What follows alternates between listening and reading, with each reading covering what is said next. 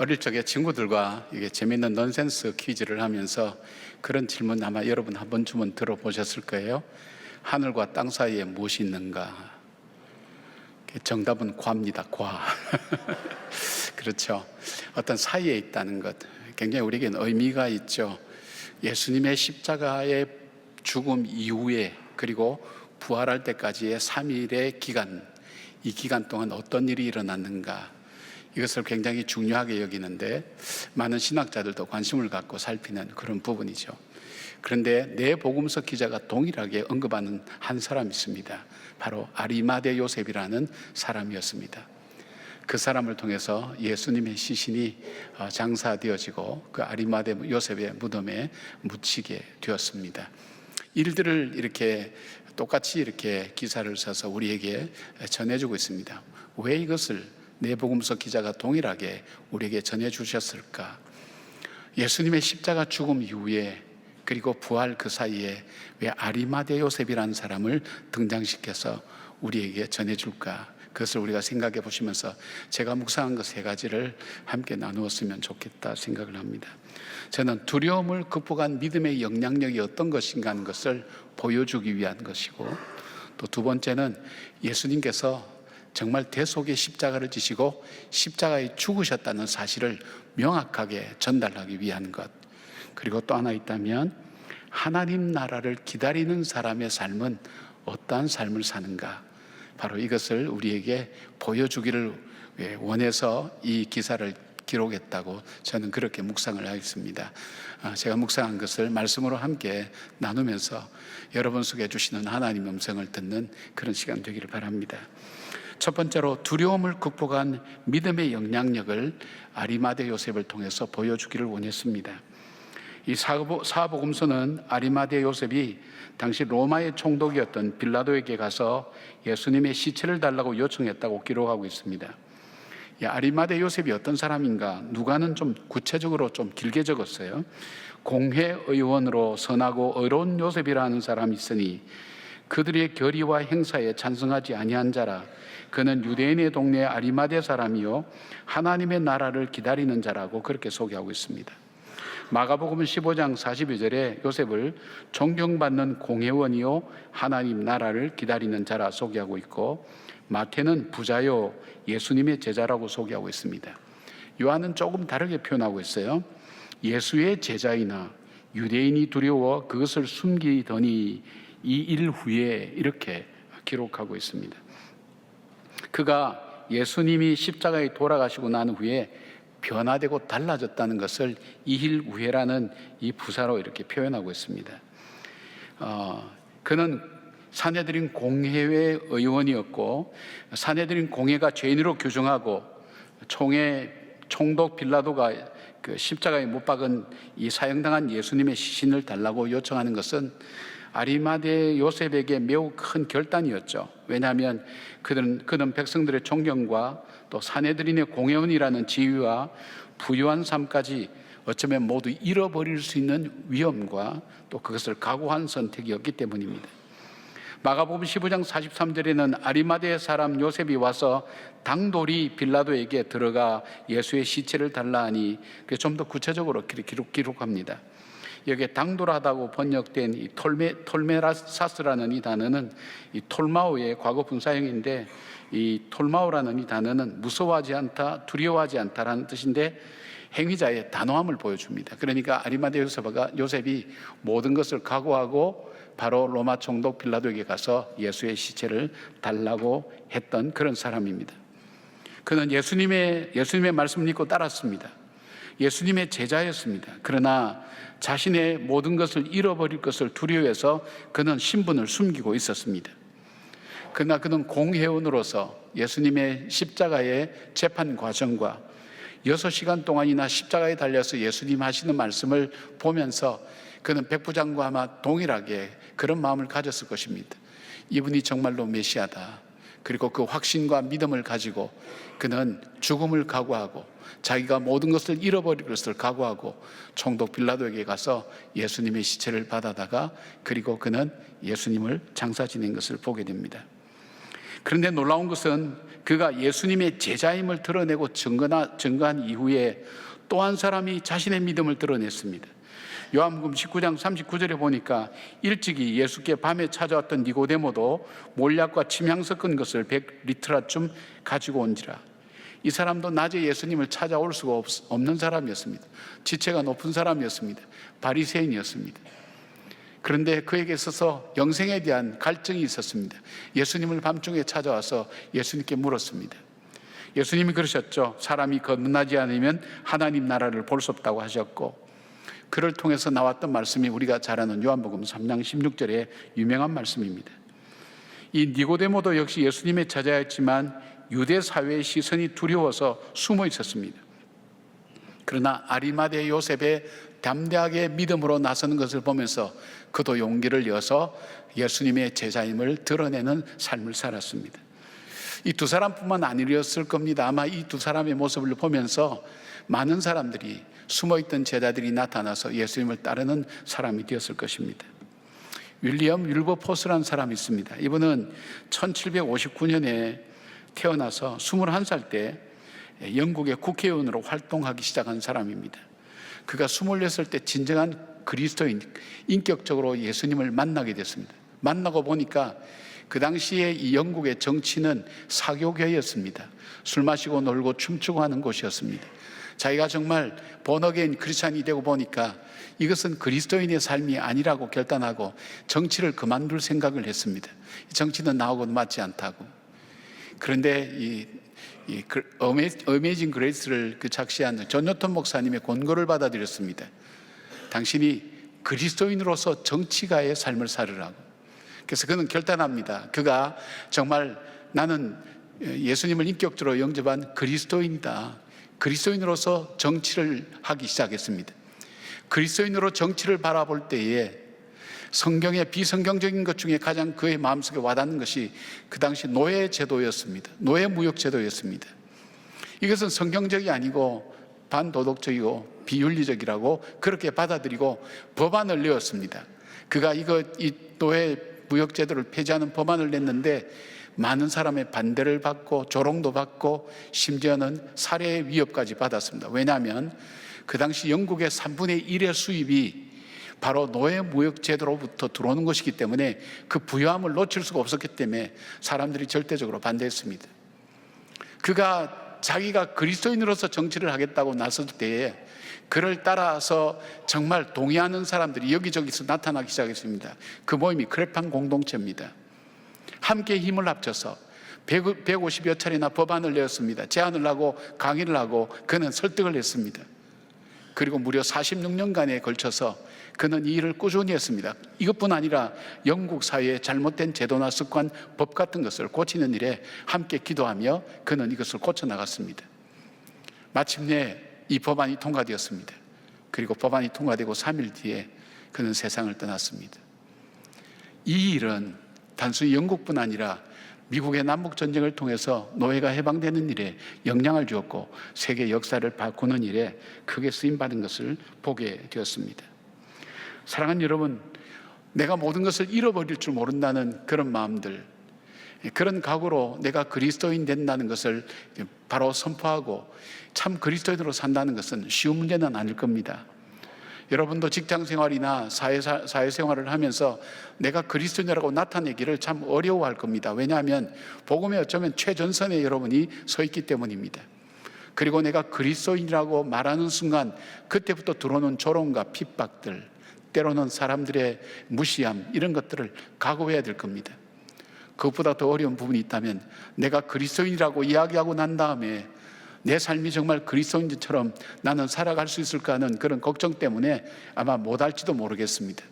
그러나 오늘 예수님의 십자가 앞에 그 십자가를 바라보고 십자가를 통해서 예수님이야말로 나의 구세주와 주님 되시는 확신을 갖게 된 바로 이 아리마대 요셉을 통해서 그가 정말 그 두려움을 극복한 그 믿음, 그리고 아마 그의 믿음이 아마 새롭게 시작되었을 것입니다. 바로 예수를 믿고 나가는 그를 통해서 수많은 사람이 용기를 내어서 같이 힘을 합치게 되었고 그 일을 통해서 이루어졌던 역사의 일들이 많습니다. 초대 교회의 역사는 박해와 죽음 앞에서도 자신이 그리스도인이라고 그렇게 내세우며 믿음으로 살았던 그 사람들이 써갔던 역사입니다. 여러분, 오늘 우리에게 도전을 주는 아리마대 요셉의 사건들, 그가 두려움을 극복하고 자기의 모든 부와 그리고 지위를 잃어버릴 것, 그리고 비난과 때로는 죽음도 당할 수 있는 그 어려움에도 불구하고 예수님의 시신을 로마 총독 빌라도에게 가서 요청할 수 있었던 그 결단처럼 삶과 생활 속에서 내가 예수 믿는 사람이라는 것, 예수님의 제자라는 것을 증거하고 살아가는 여러분이 되기를 바랍니다. 우리에게 도전을 주는 말씀이 있습니다. 누가는 아마 이 말씀을 염두에 두고 이 사실을 기록하지 않았을까요? 누가복음 12장 8절 9절 예수님이 하신 말씀입니다. 내가 또한 너에게 이름하 말하노니 누구든지 사람 앞에서 나를 시인하면 인자도 하나님의 사자들 앞에서 그를 시인할 것이요 사람 앞에서 나를 부인하는 자는 하나님의 사자들 앞에서 부인을 당하리라. 두려움을 극복한 믿음, 바로 여러분 속에 그 십자가를 통해서 두려움을 극복한 믿음, 그래서 참된 그리스도인으로 살아가며 이 어두워진 역사를 다시금 하나님의 역사로 바꾸어 가는 귀한 일꾼들로 세워지기를 주님의 이름으로 축복합니다. 두 번째로 아리마대 요셉의 이 사건을 기록한 두 번째 이유는 예수님의 십자가 죽음을 증거하기 위해서입니다. 어쩌면 뻔한 얘기일 수 있습니다. 53절 보면 그가 빌라도에게 가서 예수의 시체를 달라 하여라고 그렇게 기록되어 있는데 이것이 굉장히 중요한 증거 자료가 된다는 것입니다. 왜 이 기록이 중요한가 하면 예수님의 십자가 죽음을 부인하는 사람들이 다양한 가설을 내어놓고 논문으로, 문학으로, 그리고 여러 가지 방법을 통해서 예수님께서 십자가에 죽으셨다는 것을 부인하는 일들을 그들이 많이 자행하기 때문입니다. 그 중에 대표적인 것이 도난설입니다. 제자들이 예수님의 시체를 저 이집트로 빼돌려 놓고 그 다음에 예수님이 부활했다고 그렇게 얘기하고 있다는 것. 또 하나 있다면 기절설입니다. 예수님이 죽으신 것이 아닌데 보통 십자가에 매달아 놓으면 2, 3일 정도 가는데 6시간 만에 세상을 떠났다는 것은 이건 있을 수 없는 일이다. 죽은 것이 아니라 기절했는데 시원한 무덤에 있으니까 거기에서 정신이 들어서 예수님이 다시 살아났다고 그렇게 주장하는 사람들이 있습니다. 이러한 주장들 속에 예수님의 실제 죽음을 증명해 주는 중요한 단서가 있습니다. 바로 빌라도라는 바로 이름입니다. 만약에 예수님께서 십자가에서 죽었다는 사실이 증명이 되지 않으면 예수님께서 우리 죄를 짊어지시고 대속의 십자가를 지시고 죽으셨다는 것, 그 자체도 거짓말이고 부활하셨다는 것도 거짓말이 됩니다. 그러니까 이것 자체를 부인하려고 하는 바로 그들 속에 분명한 증거들을 여기 담아두고 있습니다. 빌라도는 실제 역사적 인물이었습니다. 로마 총독 빌라도에 의해서 공식적인 판결에 의해서 십자가형을 받고 처형되셨기 때문입니다. 누가복음 23장 24절 보니까 이에 빌라도가 그들이 구하는 대로 하기를 언도하고 25절 예수는 넘겨주어 그들의 뜻대로 하게 아니라, 이 기록을 남긴 것은 바로 빌라도가 실제 총독이었다는 것을 이야기하고 있기 때문입니다. 지금도 이스라엘 성지에 가보면 지중해 연안도시 가이사라에 빌라도의 기념비가 발굴돼서 전시되고 있습니다. 우리가 신앙 고백할 때 성경에 많은 내용을 압축한 그 내용들이, 우리가 믿고 있는 내용이 신앙 고백입니다. 사도신경입니다. 거기에 본디오 빌라도에게 고난을 받아서 하는 이 이름을 넣은 이유가 있습니다.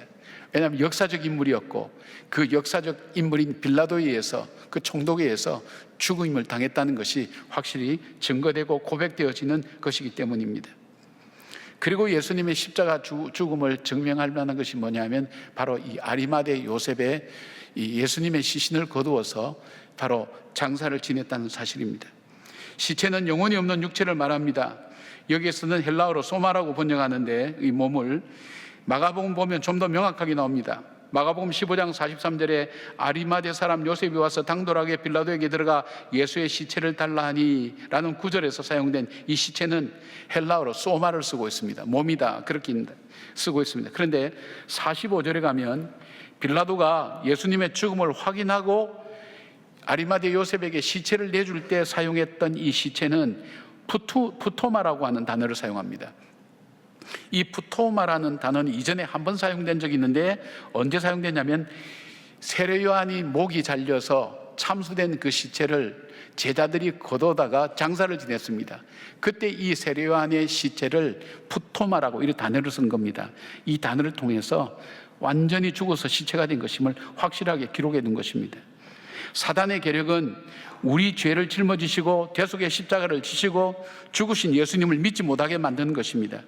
그래서 성경의 기자들은 확실한 증거를 기록했는데 바로 예수님의 십자가 처형을 담당한 백부장의 고백, 니고데모의 등장, 그리고 아리마대 요셉의 무덤에 장사 지낸 사건입니다. 예수님은 십자가에 죽으신 후 세마포 사에서 아리마대 요셉의 무덤에 안치되었습니다. 그리고 누가는 55절 56절에 이렇게 말씀합니다. 갈릴리에서 예수님과 함께 온 여자들이 그 무덤과 시신이 어떻게 안치되었는지를 보고 돌아가 향품과 향유를 준비했다고 기록함으로써 예수님의 죽음이 실제 사실이라는 것을 확실히 증거하고 있습니다. 아리마대 요셉의 등장은 단순히 한 사람의 회심이나 두려움을 극복한 믿음의 표현을 넘어서는 것입니다.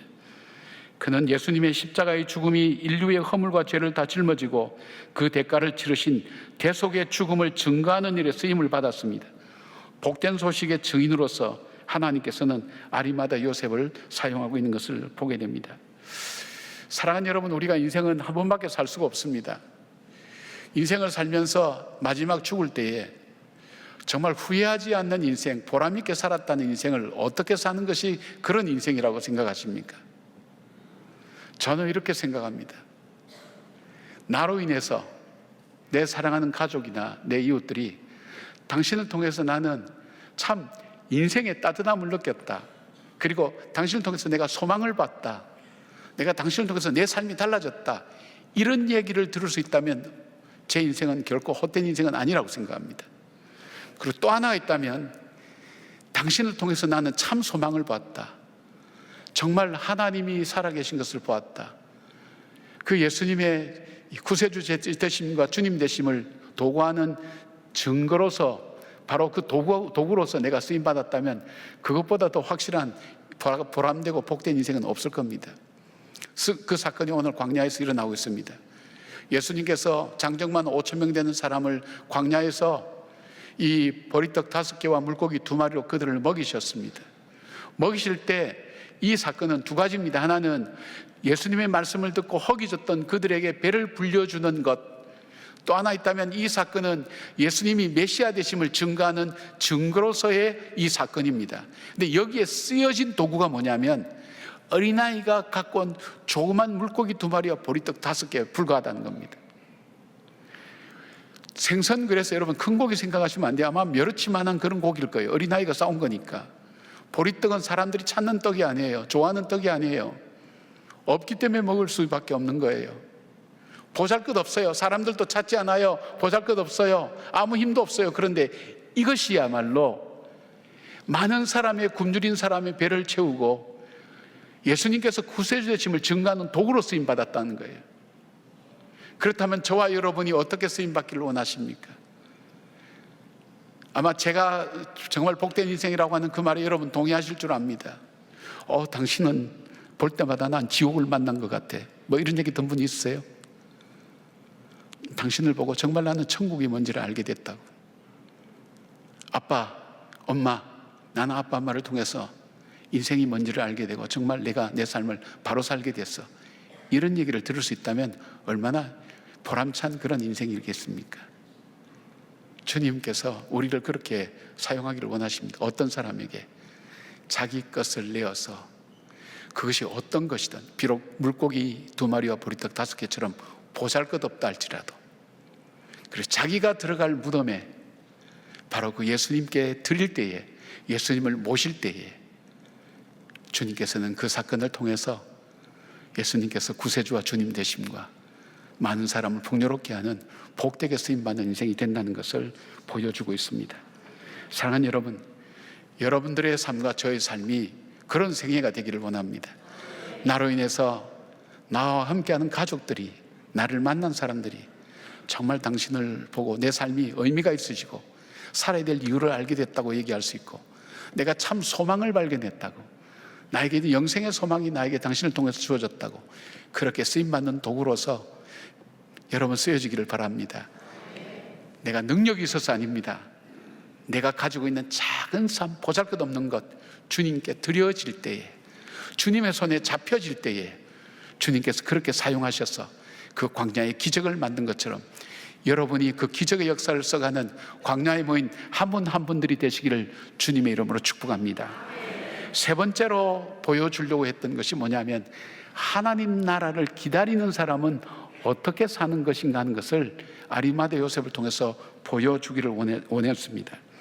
51절 보니까 아리마대 요셉에 대해서 그들의 결의와 행사에 찬성하지 아니한 자라, 그는 유대인의 동네 아리마대 사람이요 하나님의 나라를 기다리는 자라고 소개합니다. 여기 기다린다라고 번역된 이 프로스테 코마이라고 하는 이 단어는 이 미활용어로 쓰여졌는데 지속적으로 간절한 기대와 기다림을 표현하는 현재의 모습을 보여줍니다.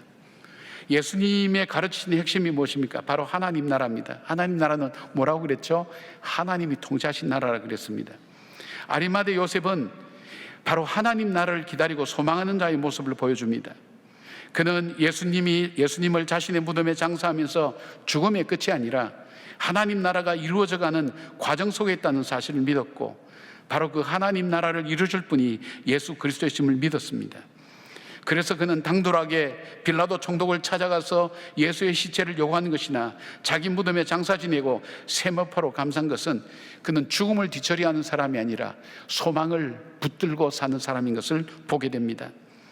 누가는 다른 복음서와는 달리 아리마대 요셉의 행동과 인품에 대해서 비교적 자세히 설명합니다. 50절에 보니 그는 공의 의원으로 선하고 의로운 사람이라고 소개합니다. 여기에 공의 의원은 이스라엘의 70명의 사람을 뽑아서 이 사람들이 종교적이고 정치적인 대표로서 행사를 했던 사람이니까 굉장히 유대 나라에서 이스라엘에서 존경받는 사람인 것을 보게 됩니다. 학식도 있고 품위도 있는 사람, 그리고 그는 부자였습니다. 그리고 그에 대해서 뭐라고 말합니까? 선하고 의로운 사람이라고 그렇게 소개합니다. 이 선하다라고 번역된 아가도스는 좋은 땅, 좋은 인품을 가리킵니다. 그리고 여기에 쓰여진 디카이오스, 의롭다는 것은, 디카이오스라는 것은 47절에 보면 백부장이 예수님을 향해서 의인이었다 얘기하는 그 표현입니다.